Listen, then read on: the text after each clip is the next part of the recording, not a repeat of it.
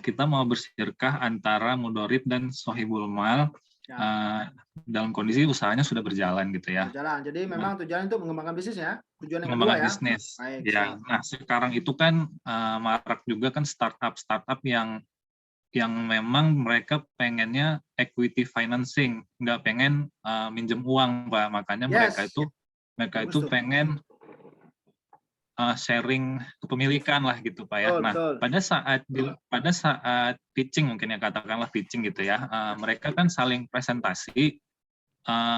Salah satu yang dipresentasikannya adalah laporan keuangan gitu ya. Dan pada akhirnya keluarlah angka valuasi perusahaan gitu, Pak. Nah, Betul. gimana sih Pak caranya, mungkin Bapak bisa sharing, gimana sih caranya ketika orang-orang itu secara syariah ya Pak tentunya ya. Karena kebanyakan orang, bukan kebanyakan sih, banyak prakteknya sekarang itu orang memvaluasi saham itu berdasarkan potensi di masa depan gitu Pak.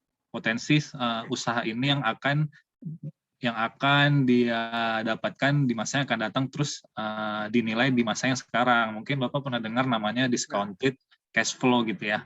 Yes, Discounted cash flow itu memvaluasi perusahaan yang akan dia sirkahkan ke investor, yes. tapi dengan metode kita punya peluang nih di masa yang akan datang sekian-sekian, sehingga muncullah satu angka yang mungkin relatif tinggi apabila dibandingkan dengan nilai nilai wajarnya si perusahaan ini kalau berdasarkan dengan neraca gitu Pak. Nah, Yes.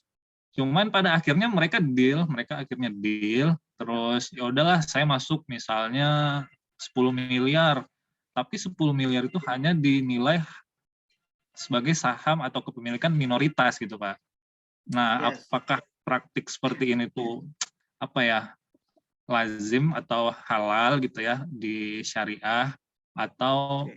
kalau tidak syariahnya tuh seperti apa Pak? Karena muncul muncul masalah berikutnya itu adalah ketika syirkah akan berakhir nih. Katakan tadi 10 Ya. miliar udah masuk, Ya. tapi dapatnya katakan let's say cuma 40% gitu ya.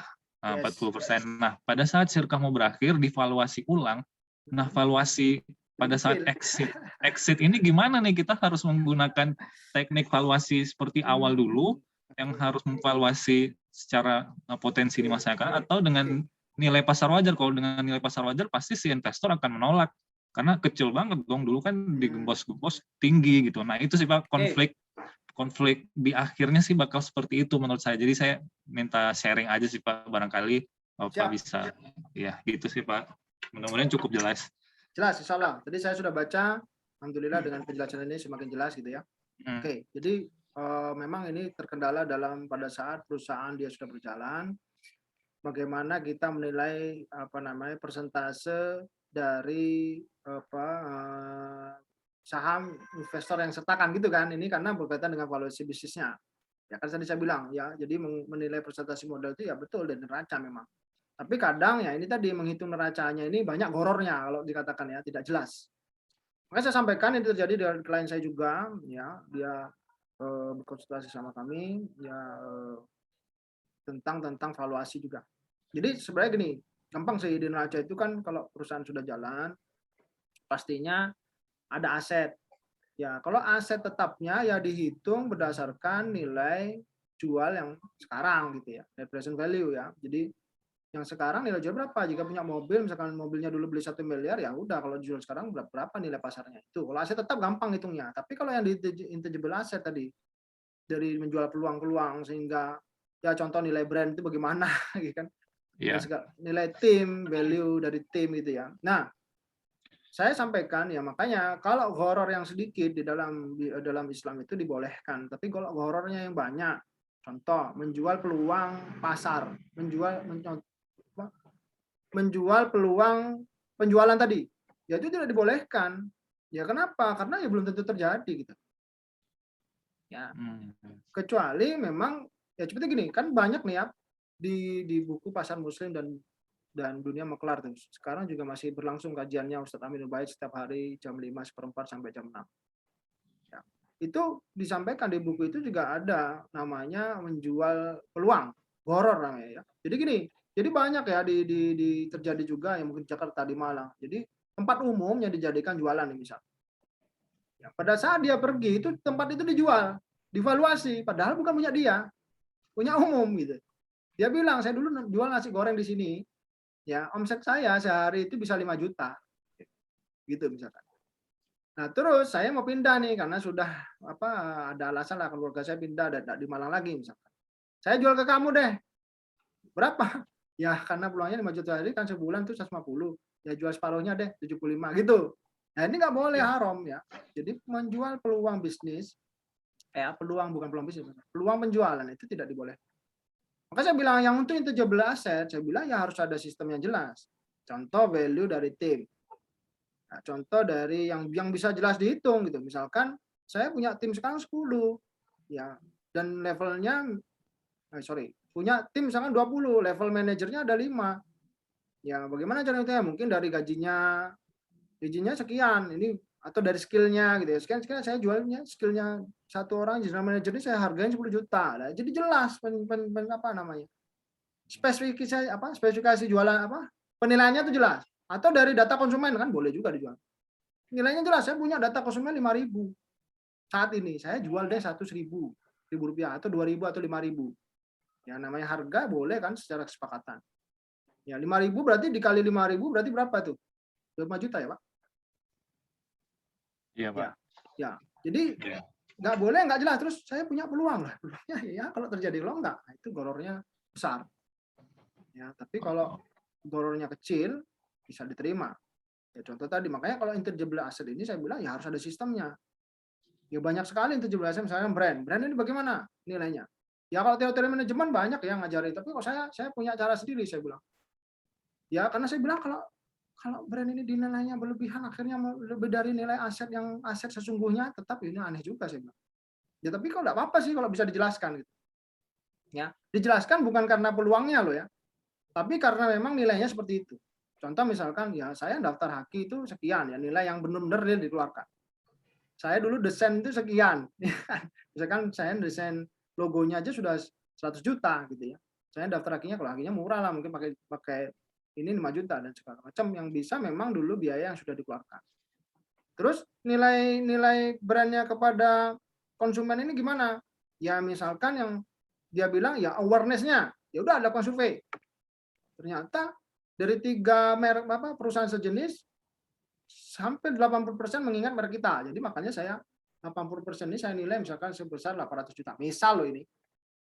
Ya, intinya saya bilang kalau jual peluang tadi ya nggak dibolehkan. Ya kira-kira kayaknya 1 tahun lagi jualan saya sebulan 2 miliar. Ya, gitu. Maka maka saya nilai itu peluang itu adalah saya jual sekarang di intangible asset saya sebesar 1 miliar misal gitu ya. Itu nggak boleh. Itu sih Pak Adi. Paham, Pak. Siap. Paham, Pak. Intinya berarti sebaiknya kita menghindar ya, Pak ya, dengan praktik. Walaupun banyak sih Pak, ramai Pak, kalau saya lihat Ya. kondisi saat sekarang tuh kayak itu tuh jadi sesuatu yang lazim Pak. Tapi kan balik lagi, Ya, ya. kelaziman itu bukan menjadi Suatu sesuatu yang kebenaran. dibolehkan ya Pak ya. Betul. Maka saya bilang kalau peluang penjualannya ya silahkan ditampilkan itu kan prospektus untuk untuk istilahnya ikhtiar menarik minat investor, bukan untuk dimasukkan dalam nilai neraca gitu. Sehingga mengurangi mengurangi persentase porsi investor kan gitu ya. Apalagi digunakan untuk valuasi selanjutnya. Nah saat bagi hasil, wah ini lah ya nggak benar juga gitu ya. Itu sih Kalau itu, kalau hmm. pada saat menyusun neracanya Pak, tadi kan misalnya kita udah bisa Hmm. mendefinisikan intangible assetnya Oke. dengan penuh argumentasi gitu Pak ya. Yes. Misalnya kita menemukan intangible asset, katakan misalnya 1 miliar lah katakan gitu ya. Oke. Nah itu di neracanya ditulis intangible asset sebesar 1 miliar lawannya equity apa ya? Ini sedikit teknis ya Pak. Betul. Lawannya langsung Ini equity aja ya? namanya langsung equity. Oh gitu. Jadi nilai itu dinilai sebagai modal. Jadi makanya kan bisa juga tuh dalam kita bersirka untuk menghitung modal awal adalah intangible asset. Contoh ini skill yang saya punya, ya kan? Jadi saya nggak modal sih. Ya ini sirkanya Inan misalkan, ya atau Muhaso gitu ya. Dia punya bisnisnya, saya punya skillnya gitu ya, skill bisnis. Kemudian saya bilang saya ikut serta, tapi saya tidak menaruh uang secara materi. Tapi skill saya kamu nilai deh harga pasarnya berapa. Ya, misalkan kalau punya skill ini biasanya gajinya berapa? Ya udahlah, saya anggap itu karena kita setahun, saya anggap gaji itu adalah dalam selama setahun ya adalah modal yang saya sertakan. Misalnya gajinya general manager rata-rata 15 juta dari survei yang memang terpercaya gitu. Ya, apapun yang bisa dipakai lah. Yang bisa dari Sukovindo, dari apa gitu. Oke lah, saya sebenarnya levelnya seperti general manager kamu anggap ya, kita tes, psikotes fit and proper test maksud saya. Udah 15 juta kali 12 berapa tuh? 150 tambah berapa, Pak? 30, 180 ya udah saya anggapnya masuk di sana saham 180 juta. Udah saya nggak masukin tapi apa intangible apa aset saya bisa dinilai gitu. Gitu sih, Pak. Halo, Pak Oh, Adi. ya. Itu ya. Baik, Pak, itu cukup jelas, Pak. Oke. Siap. Terima kasih. Moga-moga menjawab untuk yang lain juga nih. Mungkin punya permasalahan yang sama. Ya. Iya, Pak. Makasih, Pak. Siap, sama-sama Pak Adi. Baik. Selanjutnya siapa nih? Mas Tatas mungkin ada yang lain, saya nggak kelihatan. Pak siapa tadi ya? Pak Teddy Hermawan ya? Ini di sini belum ada yang masuk ke saya. Oh, ke saya kali ya?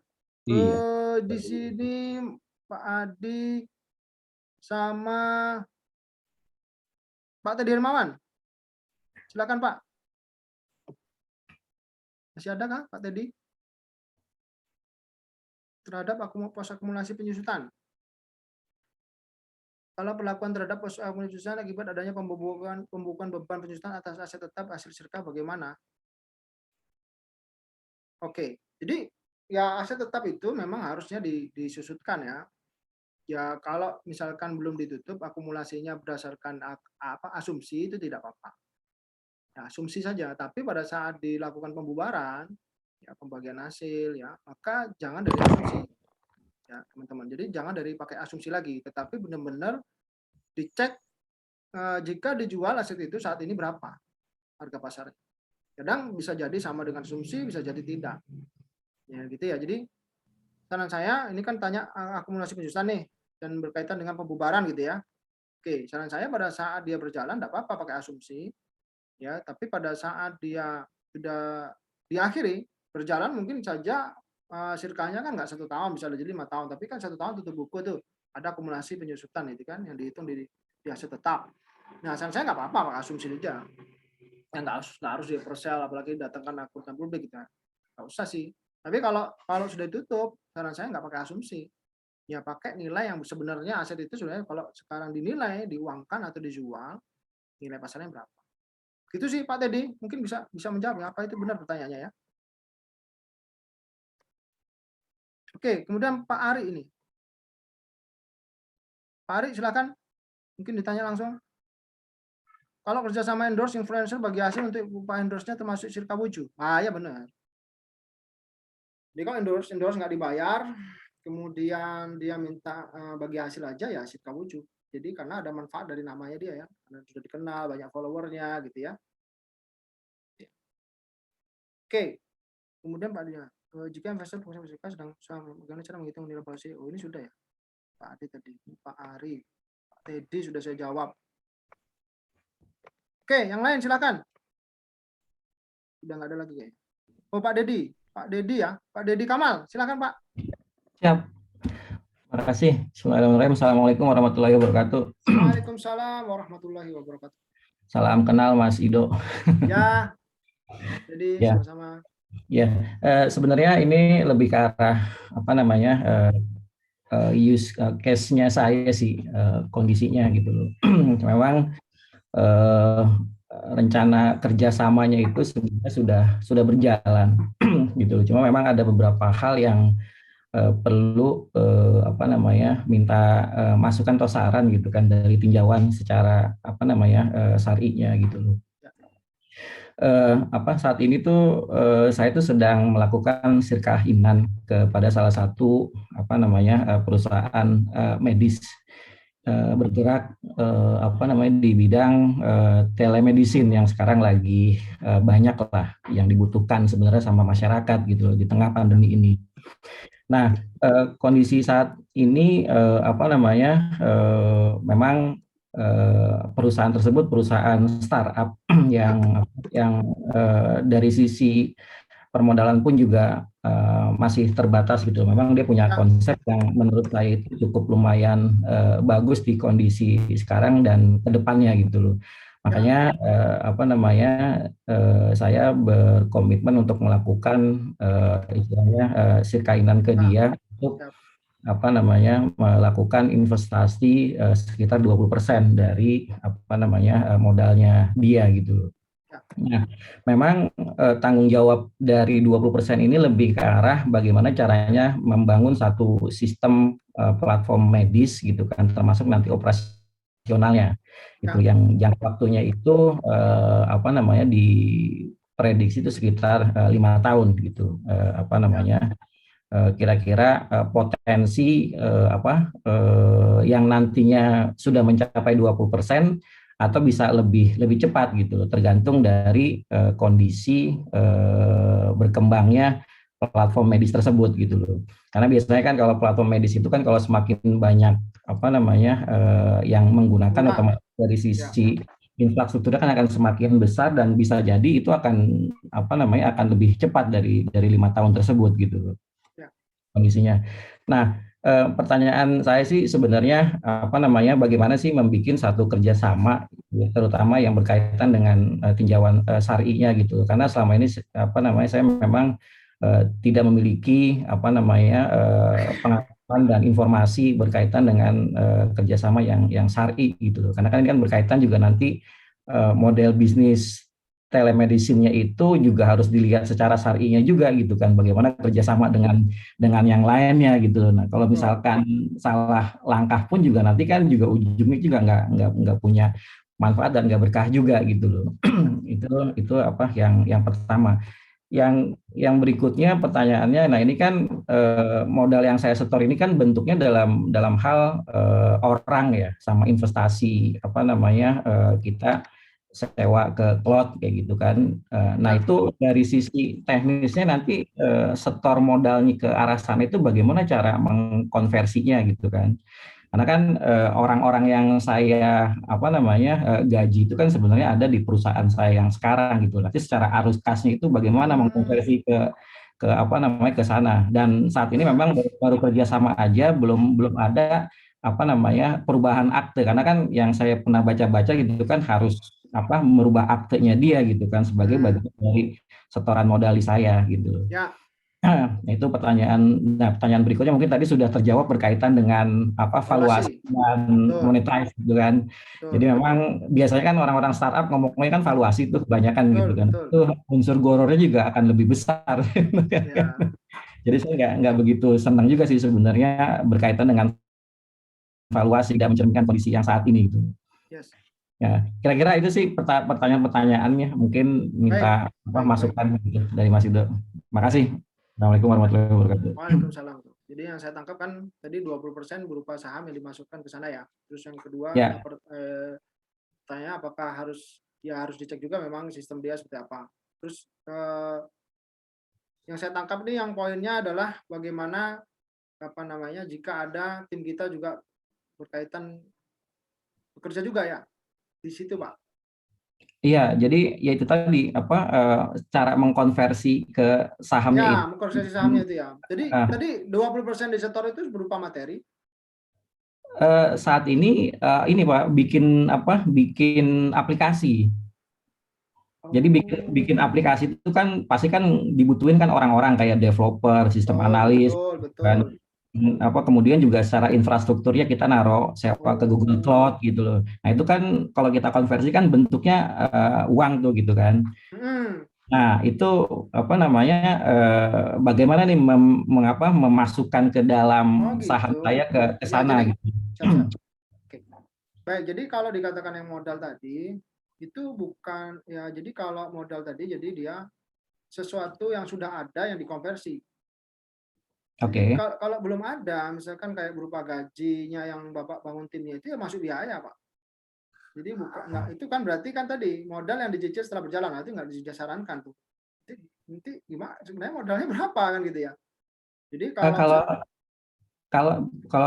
dikonversi 20% itu sekitar 2,5 miliar Pak, total investasi yang saya harus setor ke sana. Baik. Gitu loh. Nah, 20% tadi kan yang pertama valuasi yang sebesar 100%-nya dari 2,5% bagi 20% itu berapa ya? Berapa sih total modalnya yang di ini, Pak? Hampir 50-an ya, 50 miliaran ya. Modal 50%, 20%, 50 miliar ya 10 miliar, Pak. Nggak sampai ya. Kalau modal 20%. yang modal di setornya mungkin nggak itu modal dasar ya, 50 itu modal dasar sebenarnya. Enggak, kalau Bapak dianggap 20% dari dan nilainya 2,5 berarti kan 2,5 bagi 20% ya? Ya, 2,5 dibagi 20%. Berarti modalnya itu sebenarnya 12,5 miliar ya? iya betul, betul, betul, Ya kan modalnya betul. dihitung 12,5 miliar, 10 miliarnya dari mereka, 2,5 miliarnya dari Bapak. Ya, Ya, baik. betul, Yang pertama betul.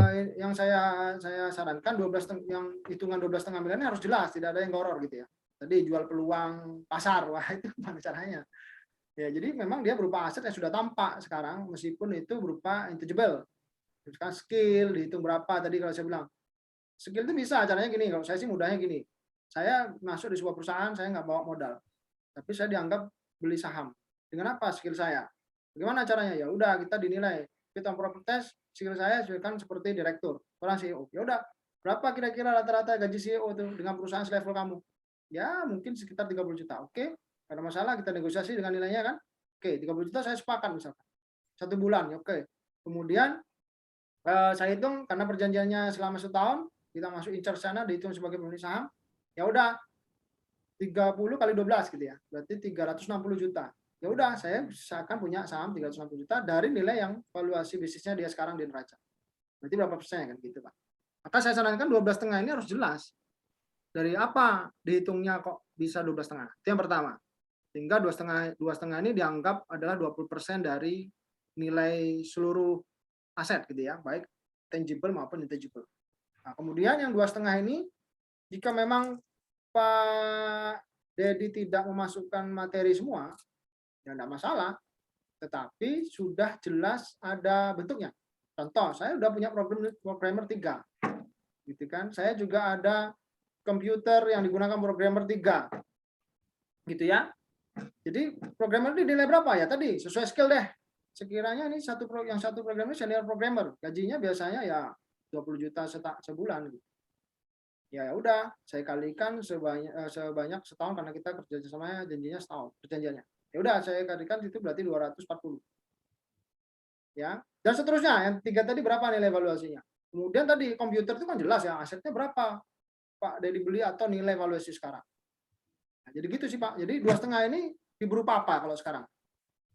Iya, sekarang yang pertama apa namanya yang jelas kan outputnya kan produk ya, satu produk. Produk. Ya kan, Oh. satu produk itu dibikin. Iya, produknya itu artinya produk apa namanya aplikasi, Pak. Aplikasi Ya, yang ya, ya. digunakan buat orang gitu kan. Nah, itu Oh. kan layanannya kan macam-macam tuh. Dari total 12 Betul. layanan sekarang itu baru 4 layanan yang dikerjain gitu loh. Oke. Nantinya tuh pasti akan berkembang. Otomatis kan apa namanya layanan semakin banyak, nah tenaga developer yang kita siapkan itu juga pasti akan semakin banyak juga kayak gitu loh. Nah, selama ini kan kita di tahun pertama ini kan masih investasi terus nih gitu kan, belum kita menemukan returnnya gitu loh. Nah, kapan kita harus bisa mendapatkan returnnya gitu loh kondisinya. Nah, oh berarti 2,5 miliar ini dari hasil aplikasi yang Bapak buat gitu ya? Dinilai Betul, 2,5. Oh betul, gitu. betul. Siap-siap. Ah, ini terkadang ya tinggal ini sih. Kalau Bapak sepakat dengan ini dan sudah dihitung-hitung memang nilainya software yang akan dibangun 2,5 berarti kan budget anggaran membangun softwarenya kan 2,5 miliar tuh. Jadi Ya, tinggal bagaimana kita mengelola project manajemennya ini. Ya, asalkan ini sudah 12,5 ini memang nilainya tidak goror gitu ya. Memang dia jelas ya udah saya nilai apa software saya 2,5 miliar. Ini kan kalau nilai software nggak ada pasarannya, tergantung kesepakatan ya. Jadi ya udah saya mau masuk bisnis ini, saya punya kemampuan bikin software, kamu nilai 2,5 miliar deh, saya jualnya gitu kan. ya, Dianggap sebagai sahamnya. Nggak apa-apa sih, udah bagus. Nah, tinggal ya kendalanya bukan di sini sebenarnya. Kalau ini sudah cara ngitungnya sudah benar, maksudnya tidak ada goror yang banyak, gitu ya. Gorornya sedikit aja, tidak ada penjual tukang pasar juga. Ya tinggal bagaimana project manajemennya nih kan, supaya nggak jebol di atas 2,5 tadi. betul, Itu aja betul. sih Pak. Iya gitu aja. Jadi jelas dibatasi aplikasinya itu seperti apa, spesifikasinya ya sebatas mana. Kalau tidak ada batas ya juga nggak berarti nilainya 2,5 ini nggak jelas. Tadi kan kalau kita lagi beli software nih, pastinya apa namanya project apa namanya itu project di awal itu kan ada ininya ya spesifikasinya ya. Ya, software ini bisa ini ya, itu aja Bapak sediakan. Dan oke. nilainya gitu. Jadi ini perihalnya tentang project management nih berarti. Jadi Secara ini Pak, maaf, secara teknisnya apa kalau orang kan investasi kan biasanya kan ada apa harus kasih nih yang keluar dari perusahaan yang sekarang saya bikin gitu kan. betul. Nah, eh, itu kan sebenarnya secara teknisnya tuh nggak ada apa namanya uang yang disetor kayak gitu kan Oh ya ke sana. nggak ada. Nah, ini secara apa namanya nanti pelaporan dari sisi laporan keuangannya itu nanti seperti apa gitu kondisinya, baik itu dari sisi perusahaan yang sekarang saya gitu kan sama dengan apa perusahaan calon mitranya tersebut gitu loh. Ya kan kalau software ini tidak ada kan perusahaannya nggak jalan ya Pak, nggak bisa jalan kan. Nggak bisa jalan, Nah betul. ya berarti nanti dibikin penyertaan modalnya pada saat sudah diserah terimakan software yang sesuai speknya tadi. Baru tercatat di dalam PT-nya, kalau PT-nya pakai punya beliau ya tercatat 2,5 miliarnya belum punya Bapak. Dan memang harus diubah Pak, laporan perubahan modal segala macam dia notaris. Karena itu berkaitan dengan legalitas Indonesia ya, aku positif ya. Saran Betul. saya dirubah, kalau enggak itu wah bahaya tuh. Berarti langsung dirubah dulu kan gitu ya Pak iniannya. Jangan Atau sekarang. nunggu software jadi dulu karena ini Betul. belum saya lakukan karena kan saya lihat saya belum memiliki pemahaman secara syar'inya nih gitu kan. Betul. Baru cuma dari sisi kontrak kerjasama aja gitu loh, belum saya masukin ke dalam sana gitu kan. Takutnya kan nanti ada dua apa namanya akad satu transaksi kan yang nggak boleh juga Pak. Ya, jadi saran saya memang setelah diserahkan dan sesuai spesifikasi yang telah disepakati. Oh, Setelah oke. dilakukan pengecekan dari software yang sudah disepakati di depan, proyeknya seperti apa, fasilitas seperti apa, dan segala macam lah. Saya nggak ngerti tentang teknis ya. Intinya ada namanya, ada project manajemennya gitu ya. Setelah beliau menyepakati dan memang menerima dengan software seperti itu dengan pernyataan MOU khusus dengan serah terimanya terbukti secara legal lah bahwa ya memang sudah benar barangnya segala macam ya, kayak proyek pemerintah ya, pengadaan segala macam itu kan ada prosedural yang menerima barangnya sesuai dengan ini ya, sesuai dengan ini dan tidak ada komplain setelah itu, intinya gitulah. Nah itu baru disamakan seperti dengan menyertakan modal sebesar 2,5 miliar. Kalau belum ya jangan, kan belum ada bentuknya. Oke, artinya selama kurun waktu itu saya investasi terus ya, jadi nggak ada Iya, return yang apa namanya yang iya nggak ada. artinya bukan resikonya jadi malah lebih besar di tempat saya gitu Pak, karena harusnya kan apa namanya bisa meminimalisir resiko kedua belah pihak gitu kan ya. Kalau dengan kondisi kayak gini baru nanti dirubah aktenya kan, otomatis kan sekarang ini masih ada di resiko di saya karena saya pasti Ya, investasi itu. betul, ada risikonya di Bapak. Jadi Oh, kalau saran saya ya bagi hasilnya banyakkan Bapak, ya kan? oke. Atau gini, kalau memang mau ya makanya kan kalau yang ya itu nih, orang ya sekarang 10 miliar ini nilainya apa sih? Saya juga pengen tahu. Kok bisa dinilai 10 miliar yang di sana? Ya, itu kan pasti kan dia konsep dari sisi apa namanya aplikasinya dia. Kemudian karena dia kan seorang dokter gitu kan, artinya kan dia pasti akan menjual layanan-layanan itu ke Oh, beberapa rumah sakit gitu loh. Ini sama kayak platformnya Halodoc, dok apa namanya ya ya ya. gitu loh. Model itu sama yang sudah kita bikin gitu loh. Cuma ini lebih ke arah sebenarnya eh, apa kalau kita butuh dokter, ini sekalian promosi nih butuh dokter gitu kan, Ya ya ya. nanti dokternya itu datang ke rumah gitu sebenarnya Siap layanannya. siap siap siap siap. Gitu sih. Ya, karena juga perusahaan teknologi juga sama ya, berlaku sama jika belum ada software yang di launching kan belum ada monetisasi ya. Jadi ya memang sirkanya nggak bisa dijalankan. Jalankan ya. Oke. Nggak bisa kan. Jadi Iya. memang Bapak punya punya punya aset ya berupa software tadi yang untuk disirkahkan. Kalau beliau punya skill segala macam tadi koneksi yang bisa networking gitu ya yang bisa dinilai Ya. secara tidak gor ya. Jaringan segala macam yang bisa dijelaskan jentrengkan sedemikian rupa supaya memang tidak horor gitu. Ya baru bisa kalau sudah ada Udah ini. softwarenya. Ya. Kalau Ya. nggak ada terus dibikin PT-nya gimana caranya kan? Agak aneh juga nanti. Berarti dia tidak memasukkan. Jadi saya bilang berarti modalnya dicicil. Dia belum masukkan senilai 2,5 miliar, tetapi sudah dianggap sudah memasukkan 2,5 miliar. Sehingga nanti godaannya di Bapak. Ya tidak berusaha menyelesaikan software itu secara nilainya 2,5 miliar. Gitu. Oke. Itu sih. Oke, ya Mas Yudo, makasih apa Ya, sharingnya. sama Ya. Pak Teddy. Ya. Pak Dedi, sorry. Ya, baik, silakan yang lain. Masih ada waktu 15 menit insya Allah. Kalau masih ada pertanyaan tentang Syirka.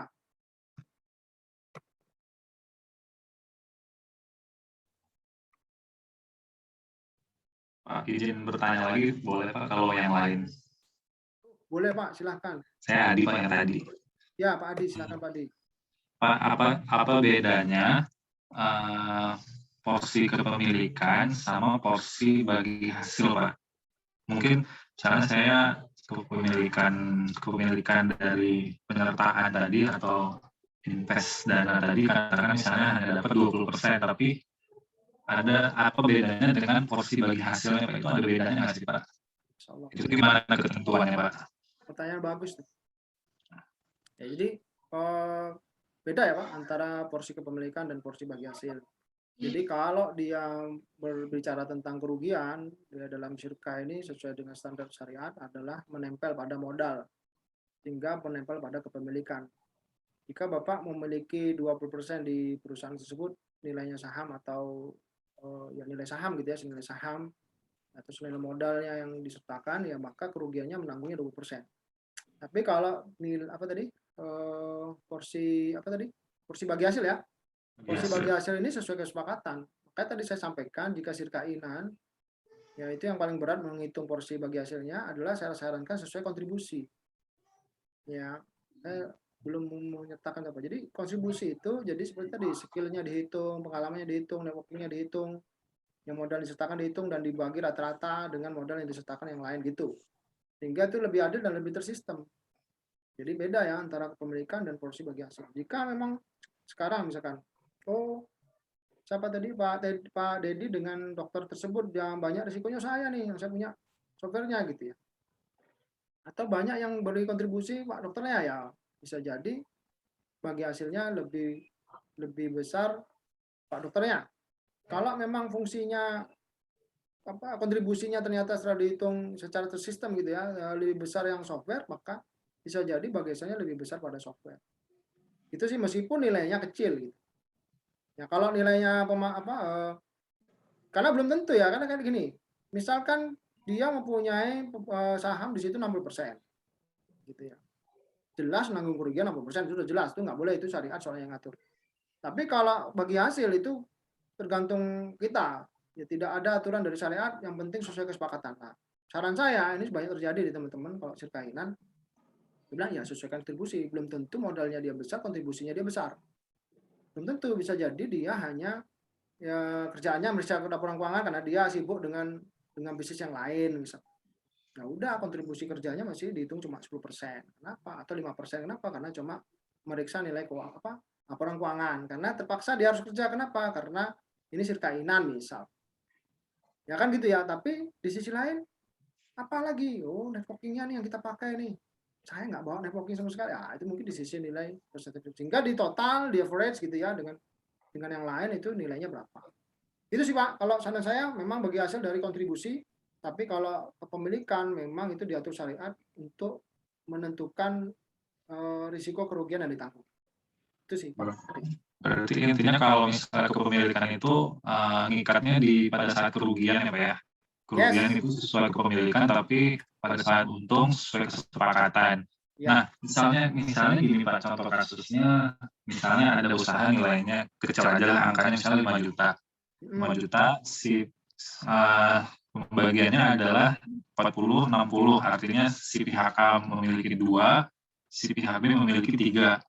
Nah, 3 apa tadi? Ketika sudah berjalan, misalnya 5 juta, 2 juta dan 3 juta Pak. 2 juta pihak A, 3 jutanya pihak B. Nah, ketika sudah berjalan dalam periode waktu tertentu dan sudah disepakati kalau kita berakhir secara 1 tahun, ternyata di nilai modal tadi meningkat menjadi 10 juta. Berarti kan yang si A memiliki 4, si B memiliki 6.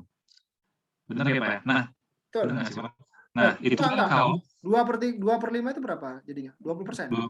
40% Pak. 40% banding 2/5 itu berapa? 2 bagi 5 itu berapa? Iya, 40% ya, 40%. 40% dan 60%. Berarti kan Betul, ketika betul. nilainya menjadi 10 juta kan 4 dan 6. Betul. Nah, itu berarti langsung dibagi pada saat berakhir itu punya si A 4, punya si A 6. Berakhirlah kan Pak ya, sirkahnya gitu ya. Nah, itu kan apabila nilai kepemilikan sama dengan nilai bagi hasil. Betul. Nah, bagaimana prakteknya kalau nilai kepemilikannya tidak sama dengan bagi hasil, Pak? Misalnya bagi hasilnya yang si A walaupun porsi kepemilikannya tadi kecil, hanya 40%, tapi dia bagi hasilnya karena kontribusi dan lain-lain, dia besar misalnya.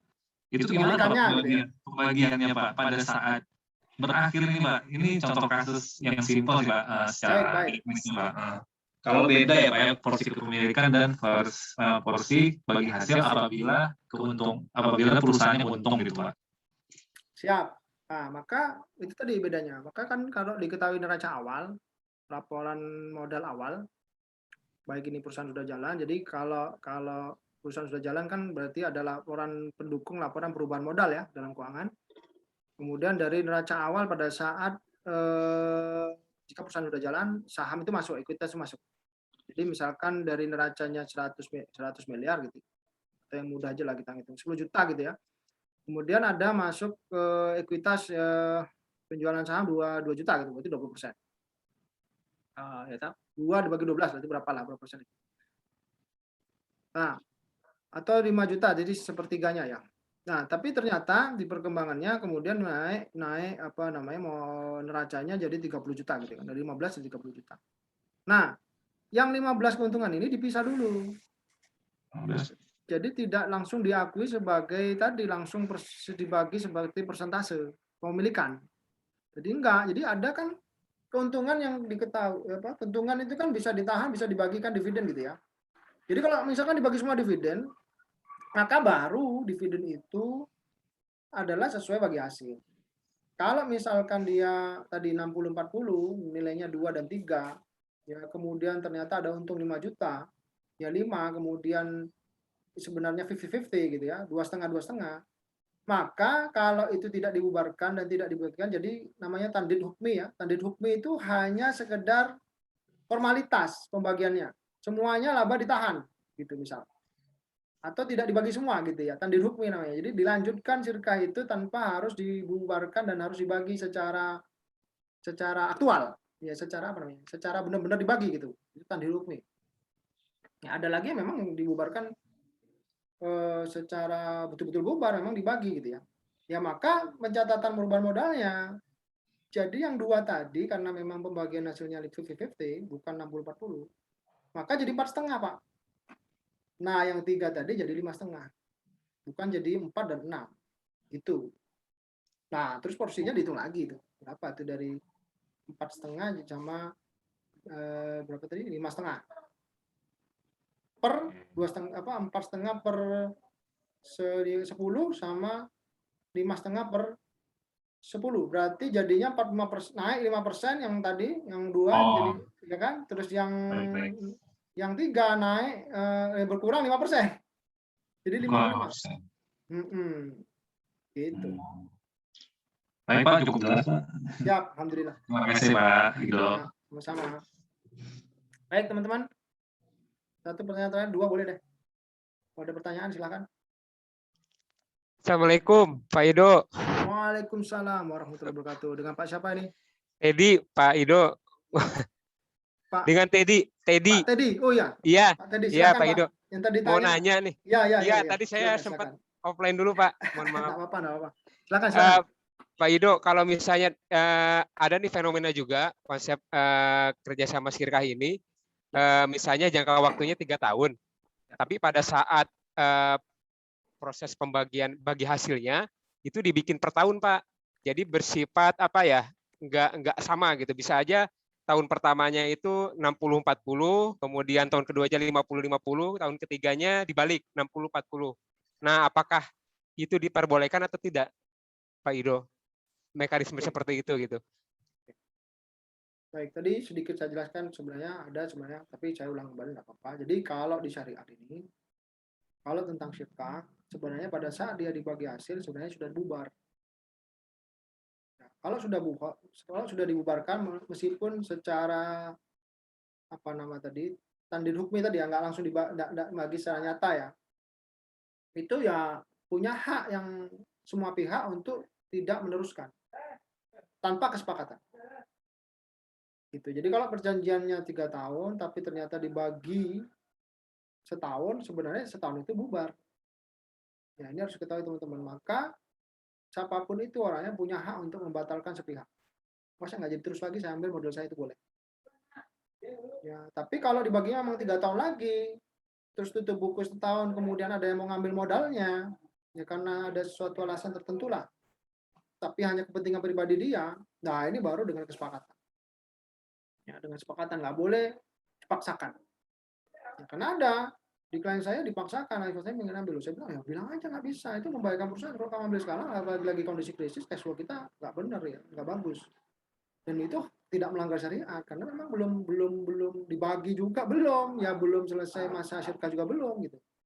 Maka enggak, bukan ini belum buyar, maka masih berlaku aturan syariat bahwa segala sesuatu keputusan, apalagi untuk keluar dari bisnis tersebut, exit itu, ya harus atas kesepakatan pihak yang bersyirkah.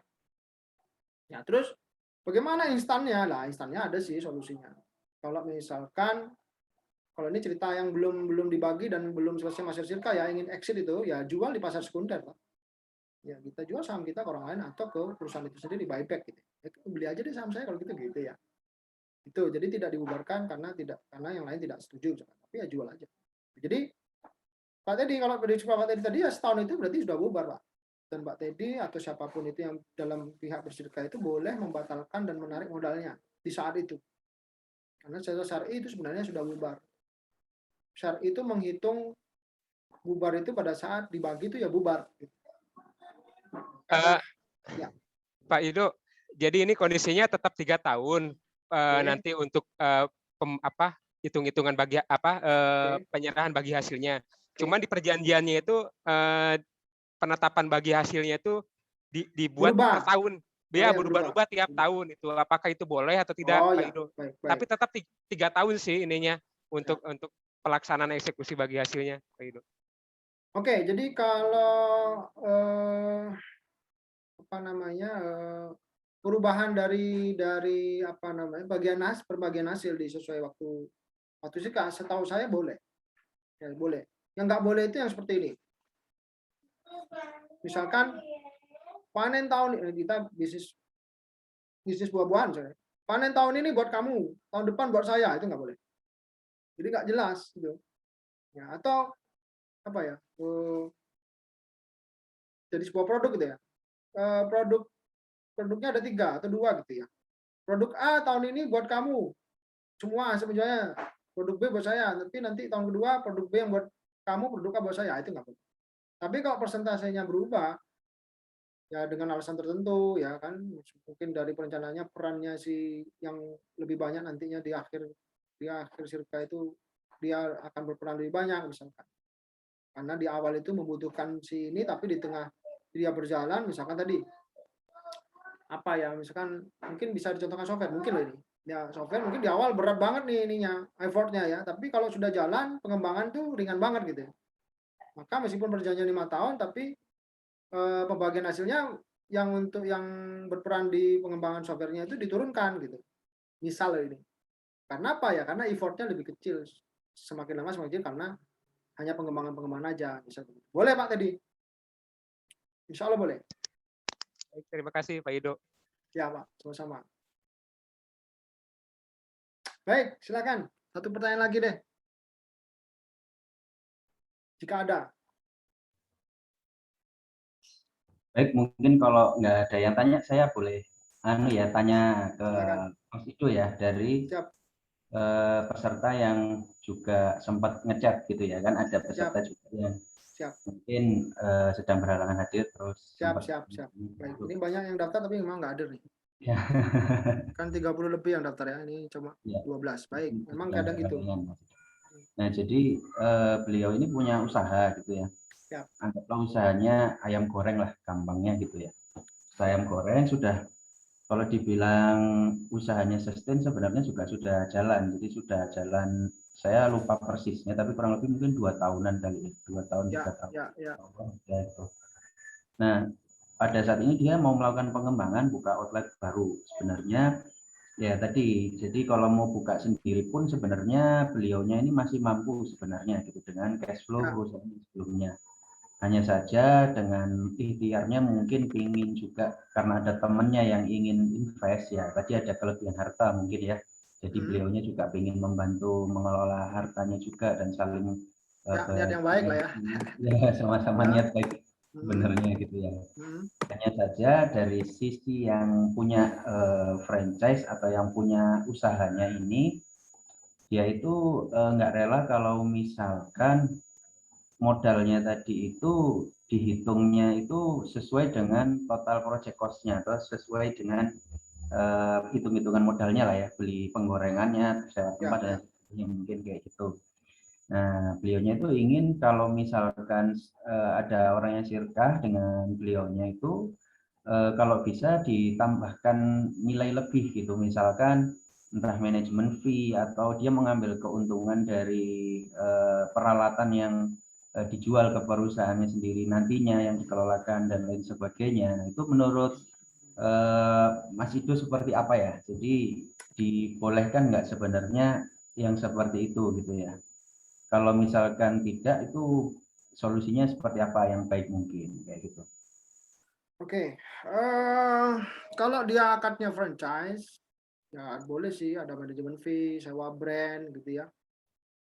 Nah, boleh terus jual beli bahan baku, nah, boleh. Baik itu dikelola sendiri maupun dikelolakan oleh pemilik brand.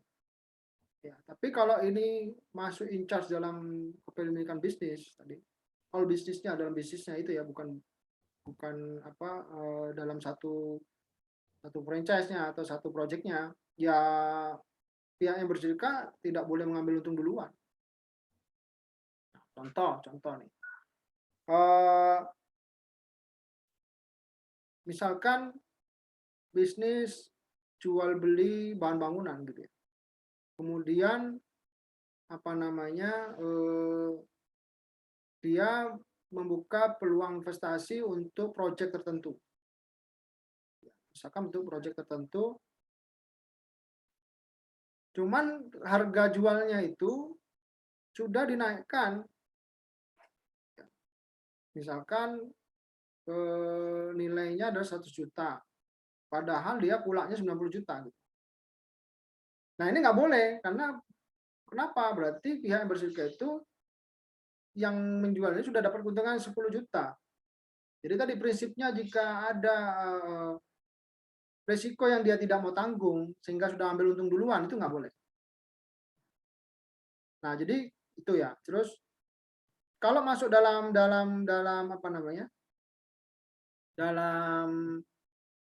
bisnisnya itu, jadi kalau ada kelebihan nilai, jadi nilai saham, jadi tidak apa-apa. Kalau nilai sahamnya itu lebih karena dinilai asetnya ada intangible yang dinilai, misalkan ini kan usaha saya udah jalan 10 tahun. Ya. Maka dinilai saja lembar sahamnya, jangan mengikutin membelikan peralatan, jadi bikin aja secara konsep saham gitu ya. Jadi misalkan tadi ya dihitung dulu neracanya, ya kemudian pastinya intangible asset ini yang menaikkan perusahaan dari sisi non aset ya. Ya kalau aset itu kan sudah jelas sesuai dengan harga pasar. Tapi kalau intangible tadi kayak brandnya, saya punya konsumen berapa, dinilai tadi, nah insya Allah akan nilai sahamnya yang akan masuk itu ya lebih karena ada nilai value yang perusahaan ini punya sebelumnya. Gitu kira-kira Mas Tatas. Udah menjawab belum? Kira-kira kalau beliau yang memiliki usaha, yang nantinya akan melakukan usaha, yang penerima modalnya ya, kalau kayak mendapatkan manajemen fee atau yang tadi misalkan menaikkan harga peralatannya dan lain sebagainya, itu apakah bukan termasuk ini ya Mas Ido ya, sudah mendapatkan keuntungan sebelum ada profit sebenarnya gitu dari yang mengelola gitu? Jangan kalau naikkan peralatan itu bohong namanya. Iya, makanya itu pertanyaannya beliau seperti itu. Jadi jangan berdasarkan ini yang dibeli ini, jadi saya butuhnya ini enggak. Jadi nilai saham aja ya. Misalkan nilai neracanya jadi 100 juta, Ya, ya kan? Terus tadi diketahui kalau 20 juta masuk berarti berapa? 100 atau 50 juta lah, gampang. 50 juta masuk, dia berarti 50 per 150. Ya. Pemilikannya tadi si investor ini. Nah, terus 50 dibuat apa? Ya, tergantung perusahaan ya. Enggak harus kan dibelikan aset semua. Kan saya bilang 70%, ya 70% dia apa namanya? Harusnya dibelikan aset produktif. 30%-nya baru yang aset lain, misalkan beli mobil operasional, diperbarui dan segala macam. Itu boleh, tentu kepentingan perusahaan. Ya. Kalau mau untung sendiri, nah ini tadi bisa jadi jual saham yang sudah ada, bukan menambah ekuitas. Misalkan nilainya 100 juta, ya udah kepemilikannya dijual 20 juta. 20%, senilai 20 juta masuk ke kantong pribadi. Cuman si investor tercatat sebagai pemilik 20% saham di situ. Itu sih caranya, solusinya kalau memang mau dapat cash lebih untuk dirinya ya. Ya, karena juga ada ya pengusaha ayam itu ke rumah saya juga tanya, gimana kalau saya jual saham? Ya boleh aja. Nilaimu berapa sekali? 500 juta. Saya mau pengen jualnya ya. Saya butuh lagi duit buat bayar utang 140 juta. Terus ya saya mau jual saham saya. Ya silahkan. Ya, tapi orangnya harus mempertimbangkan racanya dan segala macam, investornya ya kalau tahu caranya. Ya boleh dijual 140 juta dapat uang cash, tapi uang itu nggak masuk di perusahaan. Nilainya tetap 500 juta, 140 juta masuk kepada ownernya. Itu sih Mas Atas. Ketua atau bisnis franchise tadi, bisnis opportunity atau franchise ya. Menjual itu, jadi saya mau buka cabang, ya memang sih belinya aset segala macam 100 juta, tapi kan ada manajemen fee saya mengelola. Ya bukan nilai asetnya dinaikin, tapi ada manajemen pengelola, ada sewa brand. Kemudian bahan baku yang saya jual ke sana ya saya minta untung karena kan jual beli. Jadi ada 3 akad yang terpisah. Ya yang pertama di dalam franchise itu adalah sewa brand, kemudian akad manajemen fee karena dia yang mengelola, kemudian jual beli bahan baku karena dia yang mempunyai, memang perjanjiannya harus beli bahan baku pada dia. Itu bisa modelnya bisnis opportunity atau franchise. Itu sih 3 tadi skemanya.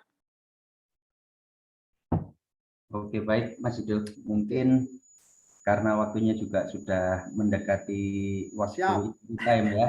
Silahkan sekalian ini Mas Idul ditutup dan mungkin nanti diinformasikan juga ke rekan-rekan yang hadir kalau memang kita ada acara-acara selanjutnya, mungkin nanti bisa daftar ke admin kembali ya, seperti itu.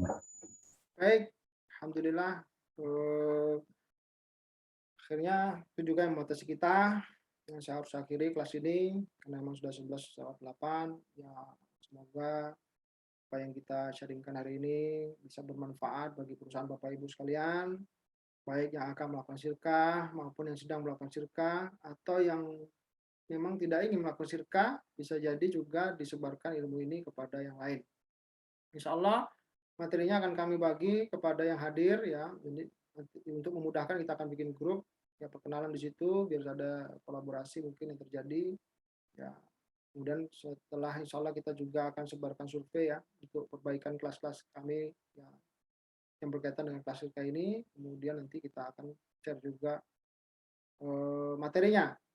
Alhamdulillah di Agustus ini kita masih ada 4 kelas yang lain, baik yang berbayar maupun gratis. Nanti informasinya ada di IG emaklas.id tadi, silahkan di follow. Atau di IG saya ido.iba atau Ziada Consulting, itu juga akan menginformasikan yang, atau bisa tanya ke admin kita yang 081234 064 065.